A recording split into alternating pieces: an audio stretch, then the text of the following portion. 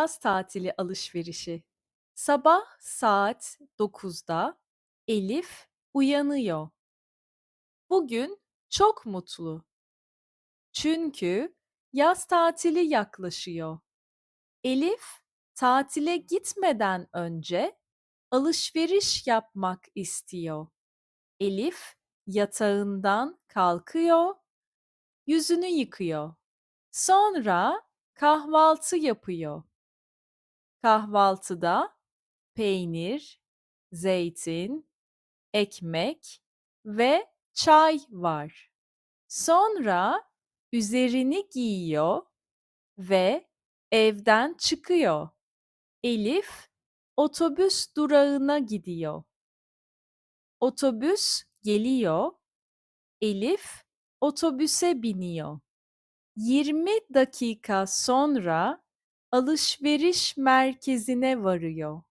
İlk olarak bir kıyafet mağazasına giriyor. Elif yeni elbiseler bakıyor. Mavi bir elbise görüyor.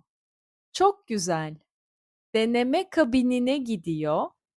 Elbiseyi deniyor ama biraz büyük oluyor. Satıcıdan bir beden küçük istiyor. Bu kez elbise tam oluyor.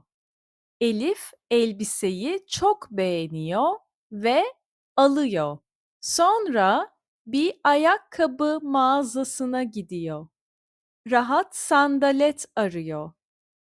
Birkaç sandalet deniyor. Sonunda kırmızı bir sandalet seçiyor. Üstelik indirim var. Fiyatı uygun. Elif biraz yoruluyor. Mola vermek istiyor.